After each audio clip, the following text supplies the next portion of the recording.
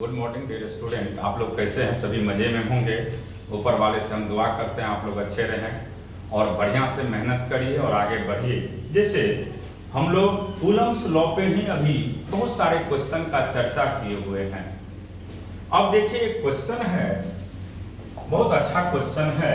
ये IIT 21 में पूछा, क्या है? Two particles A and B having charge 20 microcoulomb and 5 microcoulomb respectively are held fixed with a separation of 5 centimeter. At what position a third charged particle should be placed so that it does not experience a net electric force? सुनिएगा ध्यान से, net electric force नहीं लगना चाहिए। इसका मतलब system क्या होना चाहिए? इक्विलिब्रियम में। क्या होना चाहिए? इक्विलिब्रियम में। तो हमने आप लोग को समझा चुके हैं कि अगर चार्ज का नेचर सिमिलर रहे, चार्ज का नेचर कैसा रहे? सिमिलर। सिमिलर कहने का मतलब दो गो लड़का ही है मान लो, तो सिमिलर है। चार्ज का नेचर सिमिलर है, तो तीसरा अगर बीच में कोई लड़का आता है तो उसको आप आने नहीं दीजिएगा कि दीजिएगा? बिल्कुल दीजिएगा। तो दोनों एक दूसरे को फोर्स लगा करके क्या कर देगा? बैलेंस। इसका मतलब दो गो चार्ज अगर सिमिलर है तो तीसरा चार्ज कहां मिलेगा? इनसाइड। चाहे दोनों प्लस हो चाहे दोनों माइनस हो, लेकिन चार्ज का नेचर अगर अपोजिट हो, चार्ज का नेचर कैसा हो? अपोजिट, तो निश्चित है न्यूट्रल पॉइंट कहां मिलेगा? आउटसाइड। ये सब लिखा चुके हैं क्लास में, सुनिएगा ध्यान से। अगर चार्ज का नेचर सिमिलर है, मान लीजिए यहां पे हम लोग बात करते हैं चार्ज का नेचर सिमिलर है, तो चार्ज का नेचर मान लीजिए एगो यहां पे चार्ज है और एगो चार्ज यहां पे है। चार्ज का नेचर आपको सिमिलर है। कैसा है चार्ज का नेचर? सिमिलर। तो मान लीजिए ये Q है, Q1 है, ये Q2 है, सिमिलर है, तो न्यूट्रल पॉइंट कहां मिलेगा? इनसाइड। कहीं ना कहीं इनसाइड मिल ही जाएगा, कहीं ना कहीं मिलेगा इनसाइड। लेकिन अगर चार्ज का नेचर डिसिमिलर है, एगो प्लस Q है और दूसरा क्या है? माइनस Q, तो न्यूट्रल पॉइंट याद रखिएगा आउटसाइड मिलेगा, इसके अंदर में नहीं मिलेंगे। जब भी मिलेगा या तो इधर मिलेगा या तो इधर मिलेगा। ये डिपेंड करेगा मैग्नीट्यूड पे। किस पे? मैग्नीट्यूड पे। तो यहां चार्ज का नेचर सिमिलर है कि डिसिमिलर? तो डिसिमिलर है। एगो प्लस है, दूसरा क्या है? माइनस, तो निश्चित है आउटसाइड मिलेगा। अब इधर मिलेगा कि इधर, ही चेक करना है। तो सुनिए, जिसका वैल्यू, जिसका प्लस माइनस नहीं देखना है, प्लस माइनस आपको नहीं देखना है। देखना क्या है कि प्लस माइनस नहीं देखना है, सिर्फ आपको उसका वैल्यू देखना है कि क्या है। तो जैसे ये 20 माइक्रोकूलम है और ये 5 माइक्रोकूलम है, तो माइनस से कोई लेना देना नहीं। ये 20 और 5 में छोटा और बड़ा कौन है? तो ये बड़ा है और ये क्या है? छोटा। तो छोटा के नजदीक रहेगा, छोटा के नजदीक हमेशा रहेगा। इस चीज को आप ध्यान में रखिएगा। तो देखिए इस क्वेश्चन को अब हम सॉल्व करते हैं। सबसे पहले कि जब भी ऐसा क्वेश्चन हो तो सबसे पहले आप करेंगे क्या कि इसका वैल्यू अगर निकालना हो तो देखिए कैसे निकालेंगे इसके वैल्यू को।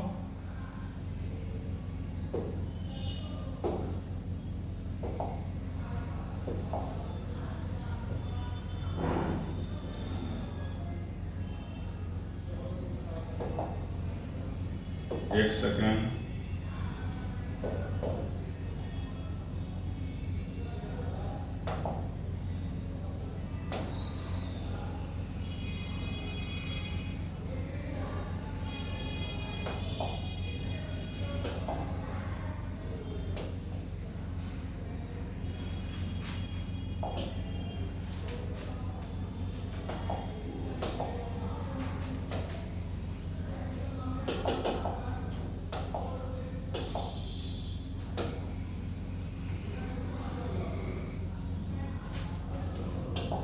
देखिए अब इस क्वेश्चन को हम लोग सॉल्व करते हैं। सबसे पहला काम है कि क्वेश्चन को बताना।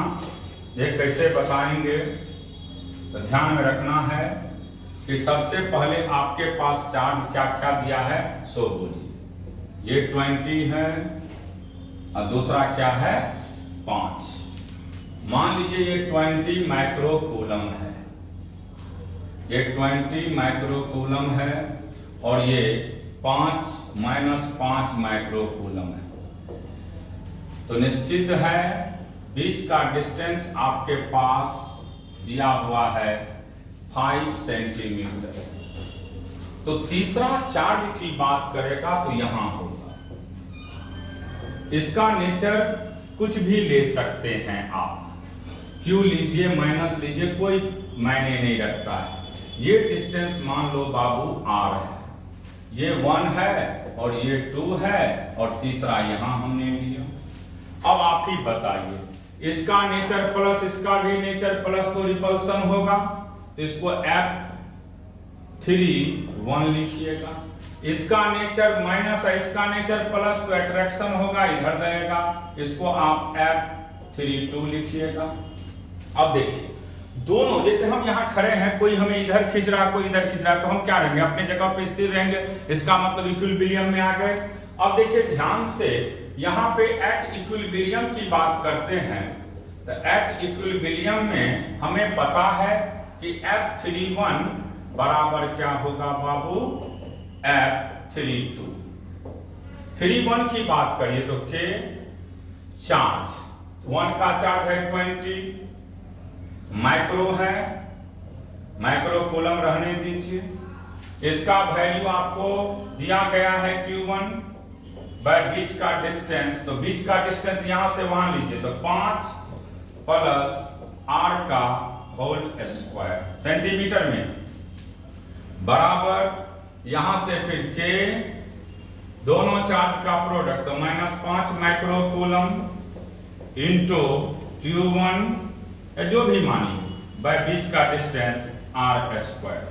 अगर इसको कैलकुलेट करते हैं हम लोग तो ध्यान से देखिए, ये होगा K into 20 microcoulomb Q1, microcoulomb नहीं भी लिखेंगे तो चलेगा, बाय 5 प्लस r का होल स्क्वायर बराबर K into 5 microcoulomb into Q1 by r square. ये कैंसिल, ये भी कट जाएगा इससे 4। यहां से आप लोग बोल सकते हो, देखिए r स्क्वायर अपॉन, या इसको रहने दीजिए इसे, 1 मिनट देखिए ध्यान से, इसको हम हटा रहे हैं और इसका वैल्यू अब आप लोग को हम बताएंगे कैसे निकलेगा। तो सबसे पहले आपके पास निकल चुका है वैल्यू, तो अब इस वैल्यू का हम लोग यूज करेंगे। तो देखिए कितना होगा, यहां से 4 बराबर हम लोग लिख सकते हैं, 4 बराबर हम लोग लिख सकते हैं 5 प्लस r का स्क्वायर बाय r स्क्वायर, यही दिया हुआ है, कोई दिक्कत यहां तक।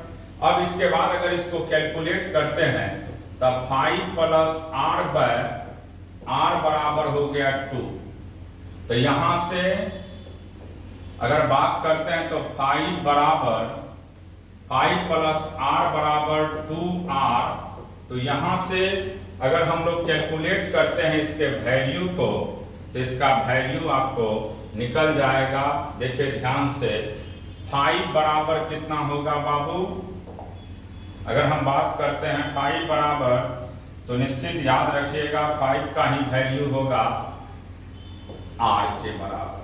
इसका मतलब ये हुआ, हमने जो डिस्टेंस माने थे वह किससे माने थे, -5 से, तो -5 के राइट होगा कितना पे बाबू, 5 सेंटीमीटर पे, तो आंसर इसका क्या हो जाएगा, 1। और अगर आपसे इससे पूछता 20 से, तो ये 5 है, ये 5, 10 हो जाता, तो ये हो गया फॉर्म कहां से, फॉर्म 5 माइक्रोकूलम से। और अगर मान लीजिए r का वैल्यू 10 सेंटीमीटर आप लेते, तो ये कहां से होता, तो ध्यान में रखिएगा, फॉर्म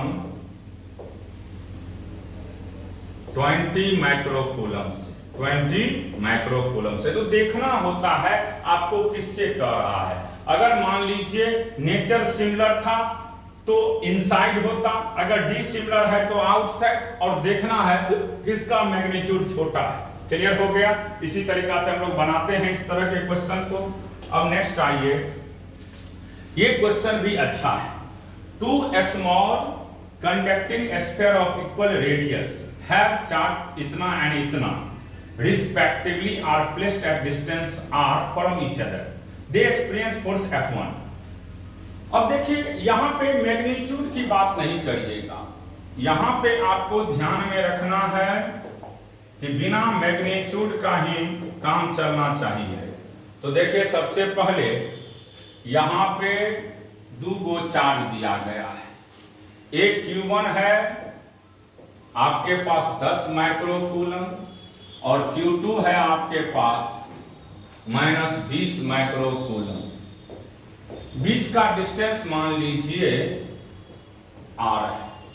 क्वेश्चन में दिया है कि डिस्टेंस सेपरेशन जो है वह सेम है। सेपरेशन हमेशा क्या है बाबू? Same. Contact and separated to same distance, तो सेम डिस्टेंस पे है।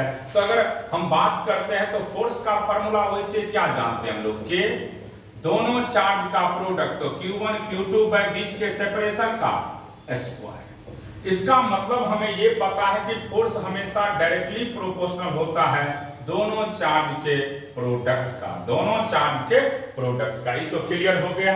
तो यहां से F1 की बात करेंगे तो F1 बराबर सीधा लिख दीजिएगा आप लोग 10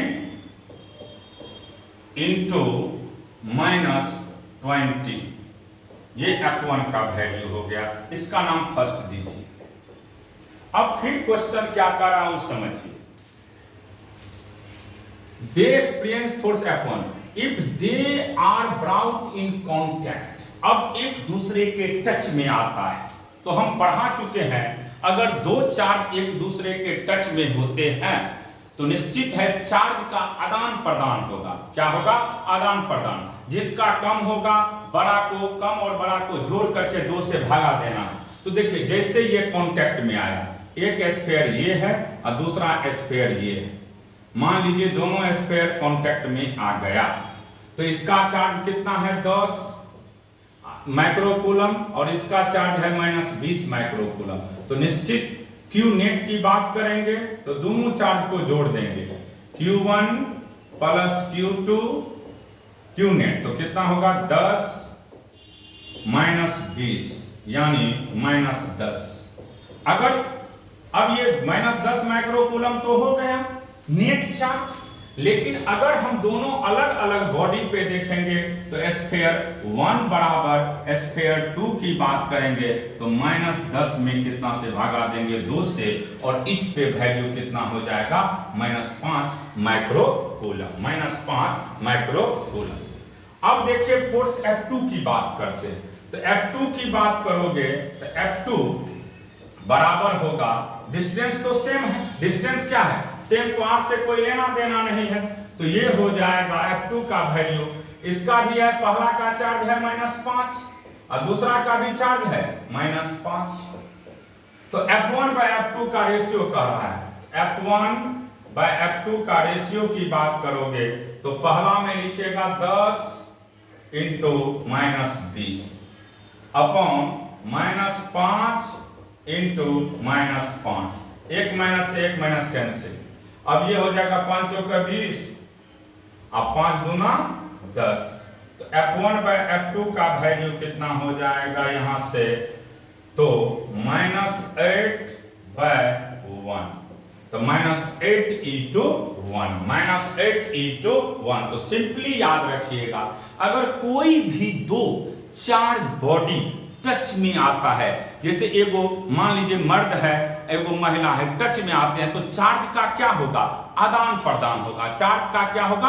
आदान प्रदान होगा। तो निश्चित है यहां पे भी चार्ज एगो प्लस है दूसरा माइनस है, तो नेट चार्ज जुड़ जाएगा और दोनों पे इक्वली चार्ज डिस्ट्रीब्यूट हो जाएगा, क्योंकि दोनों का साइड इक्वल है। साइड क्या है? इक्वल। तो इसलिए आंसर इसका क्या हो जाएगा? बी। क्लियर हो गया।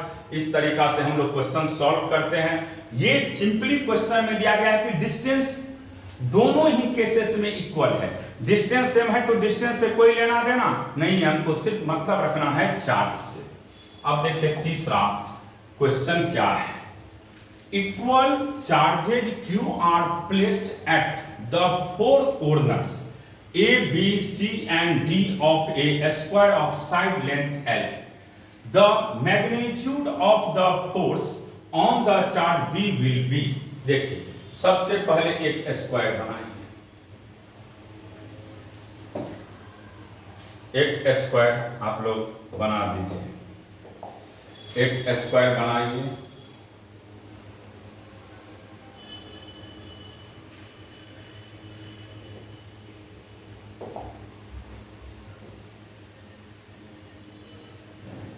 स्क्वायर बना लिए,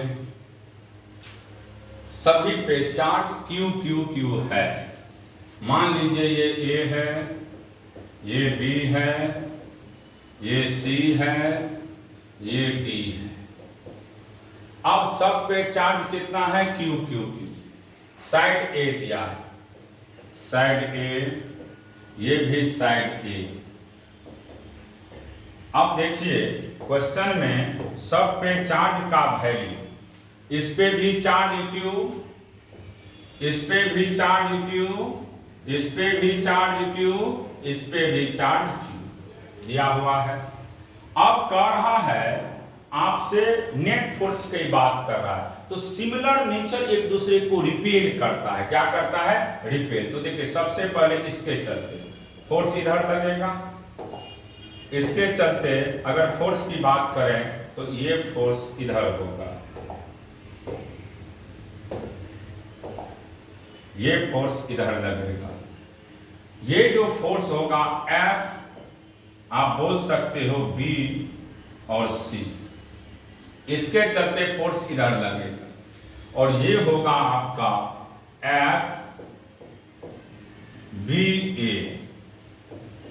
और ये जो फोर्स होगा ये आपके चलते अगर बात करोगे तो इसके चलते फोर्स का जो डायरेक्शन होगा ऐसे होगा, और इसका वैल्यू होगा F B D B D।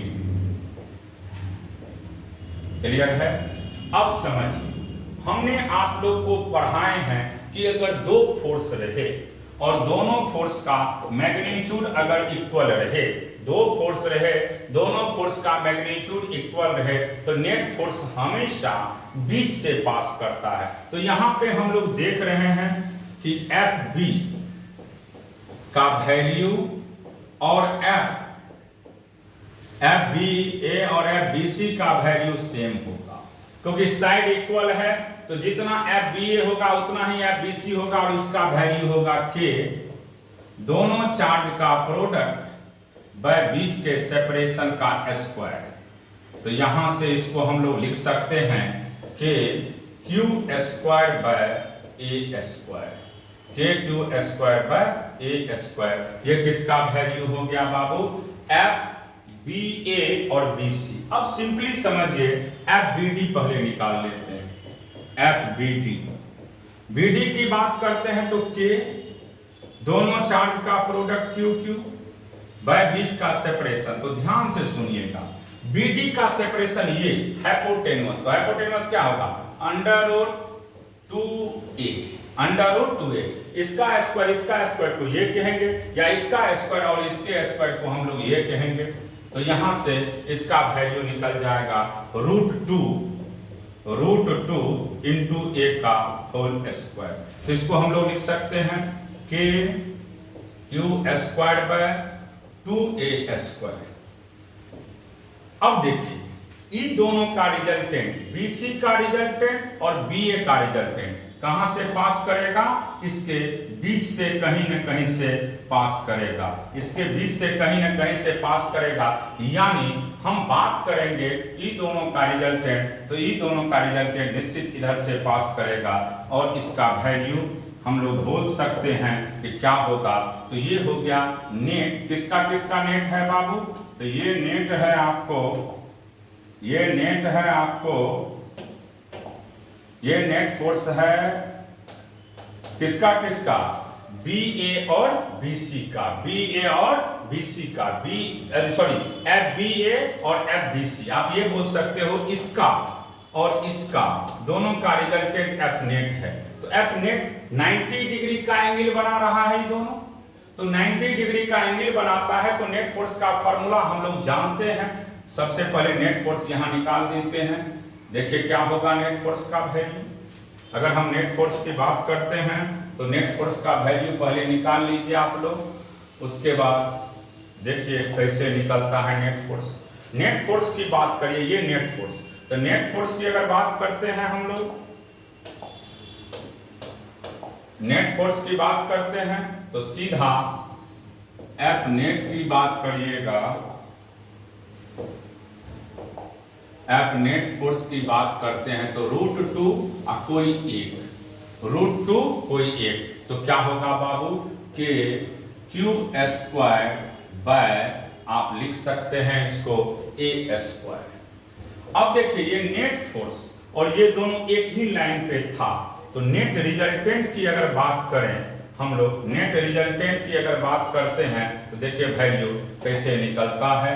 तो यहाँ पे नेट रिजल्टेंट की अब हम लोग बात कर रहे हैं, तो नेट रिजल्टेंट की बात करते हैं तो लिख सकते हैं यहां से F net plus F B D. F net की बात करिए तो √2 K Q square by a square plus K Q square by 2a square. तो यहां से आप लोग के क्यू स्क्वायर कॉमन ले लीजिए, के Q square by a square common ले लीजिए।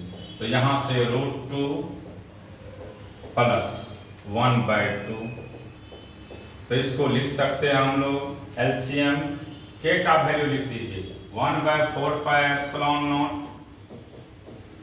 Q square by a square into LCM ले लीजिए 2 √2 माइनस नहीं है यहाँ, 2√2 प्लस 1। तो यहां से इसका वैल्यू की बात करेंगे तो 2√2 plus 1/2 Q square bye 4 pi epsilon not a square. तो ऐसे वैल्यू हम लोग निकालते हैं। जब भी ऐसा क्वेश्चन हो तो आप लोग सबसे पहला देखिएगा कि किस पॉइंट पे नेट फोर्स की बात कर रहा है। जिस पॉइंट पे नेट फोर्स की बात करेगा अदर चार्ज के चलते कितना कितना फोर्स लग रहा है उसको दिखा दीजिएगा। अगर दो फोर्स के बीच का एंगल 90 डिग्री होगा तो रिजल्टेंट का फॉर्मूला हमने पहले से पढ़ा चुके हैं √2 इंटू कोई एक, और दोनों फोर्स एक ही लाइन पे एक्ट करेगा, नेट फोर्स और एफ बी डी, तो निश्चित है दोनों को ऐड कर देंगे और नेट वैल्यू निकाल देंगे। यही तक आज हमने आपको क्लास यानी कूलम्बिक फोर्स पे जितने भी न्यूमेरिकल है सब क्लियर हो चुका है। अब आप लोग आगे अगले क्लास में हम इलेक्ट्रिक फील्ड इंटेंसिटी पे आधारित बहुत सारे क्वेश्चन को सॉल्व करेंगे। तब तक के लिए आप लोग वीडियो को मजे से देखिए, एंजॉय करिए और बढ़िया से एक दोस्त के बीच में इसको शेयर करने का कोशिश करिए, ज्यादा से ज्यादा लोगों को सब्सक्राइब करवाइए। ठीक है, थैंक यू, बाय।